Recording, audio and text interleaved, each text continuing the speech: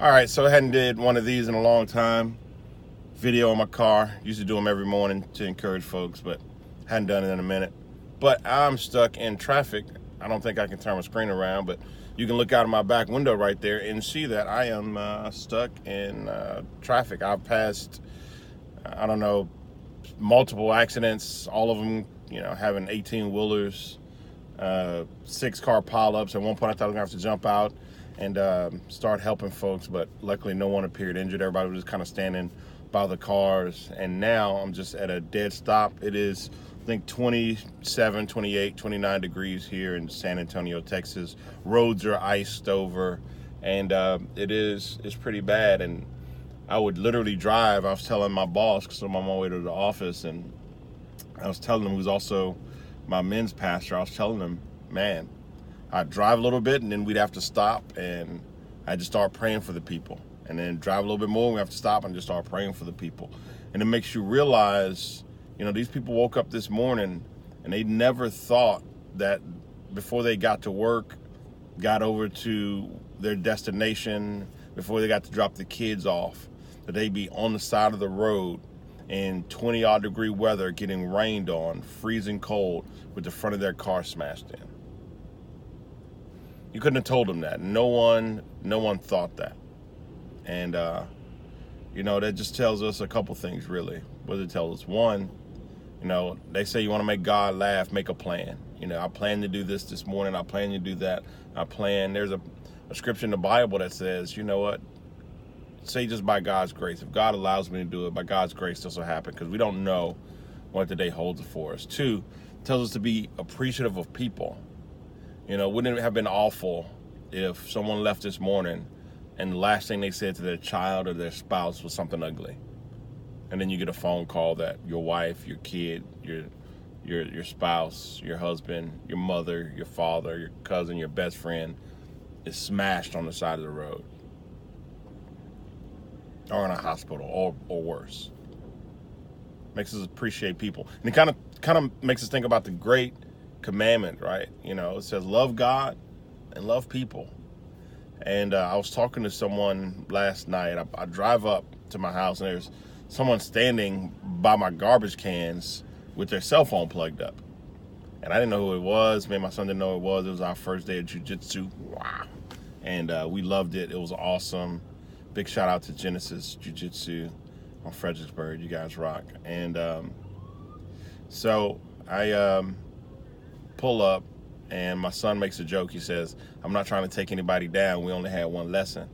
And so I get out. He takes the food and stuff in the bag. I dirty bag in. And then, I walk over and see it's a neighbor of mine, Marco, and he begins to talk to me about how him and his girl are having problems and how they're fighting. And here's goodness, it's police and an ambulance trying to get by. I don't know if you can see that. Maybe when they drive by, you'll see the blinking red and blue. They're hitting the bullhorn. I think they're trying to get over. That he's yelling at somebody to back up. He's trying to get through. So let me make sure that I'm out of the way as much as I can be out of the way. So maybe you'll see those blinking red and blue lights. And my window. My window here. So anyway, I walk over and talk to Marco, and he talks about how him and his girl are arguing. Now, Marco, a little backstory in that. I've been trying to get him to come to church and been praying for him. I had him do some work in my place when I first moved in, like painting and stuff like that. And here they come. And it was just, it seemed like he was going on the right path, but he would never just kind of gear up and start coming to church. He's one of those people that kind of, like most of us, we think we got it figured out. I really don't need God. I mean, I believe in God, but I don't really need him. I can work, get a job and go to work, or I can do X, I can do Z, I can do Y, whatever, and just fix my life. I can just talk to my girl, and it just none of it worked. It just didn't get better. And I kept telling him it's about weight, right? It's about weight. What I mean by it's about weight. It's about weight. It's about perspective. It's about gravity. If you and your girl, and I asked him this, I said, if a bomb, all of these talks with North Korea and bombs, I said, if a bomb was headed to the U.S. to blow up the whole U.S., would you and your girl be still arguing about what you're arguing about? He's like, no, of course not. And I was like, why? Because there's something bigger in your life right now, right, than whatever you're arguing about. And I said, that's how it is with God. When you put God in your life, you don't argue about the small stuff because there's something bigger that has more gravity, has more weight to discuss, to talk about. And he went, man, that's good. That's good. And he begins to tell me how his girl is arguing with him and yelling at him about the kind of friends he keeps. And I talk to him and I say, man, how many of your friends, are doing twice as well as you are? And he's like, well, one has a job. And I was like, when I say twice as well, I mean, you look at them and go, man, I want to be that guy. I want to be just like them. And he's like, man, that's none of them. And I was like, well, you're in the wrong circle. If you're the biggest dog or doing the best in your circle, or there's no one in your circle that you can look up to and say, man, I really, really want to be like them, then you're hanging around the wrong people. You're in the wrong circle. You are. You're hanging around the wrong people. You're in the wrong circle. Because in life, everything is moving. The earth, the planet is moving. The sun is moving. The universe is moving. It's expanding. Everything is moving. You're not standing still. You're either progressing or you're digressing. And if you're thinking, oh, man, I'm just chilling, that means you're digressing. If you can't say, man, I'm pushing forward, I'm moving by leaps and bounds, then you're probably digressing. And I was like, so your girl in that sense is probably right. A lot of times we don't, as men, we like, oh, I know we don't want to listen to our girls. There it is. There's the boys in blue. Bad boys, bad boys. What you gonna do? What you gonna do? Back up. Slowly, back up. Oh, snaps. He's not talking to me. Who's he talking to? Oh, he's talking to he's trying to get these guys. All right, he's telling me to back up. Don't turn the wheel that far. Get the Buick, back up, let's go. You want to sit here all morning? Let's go, back up. All right, so they're making us back up. They're yelling at us to back up. Back up, let's go. He's like, you want to sit here all morning? You better. I'm on 35, by the way. It's just a parking lot.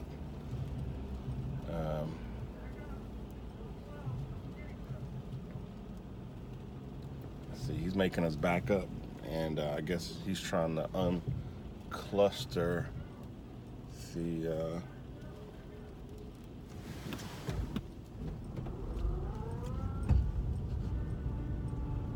Are we turning around? I don't understand. Like, what's going on? Oh, he's backing us up to the exit. Oh.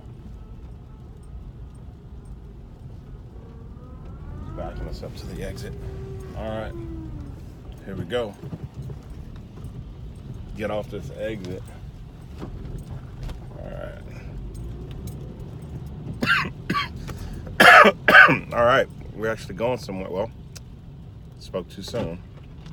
I'm on the exit, but the exit is not really moving. So I tell them, sometimes as guys, we don't want to really listen to our girls. We think our girls just don't know it, don't get it, and sometimes they do, and sometimes it's vice versa. Sometimes women are like, my man don't understand. Sometimes he gets it, and we're the ones that don't get it, or the opposite one is the one that don't get it. So with that, I told him, listen, man, your girl is right. Your girl is right. And he's like, man, I kind of see that now. So anyway, I'm going to sign off, but hide your kids, hide your wife. No, I'm just kidding. Love your kids, love your wife, love the people in your life, and make sure the last thing you say to them is something encouraging, something positive.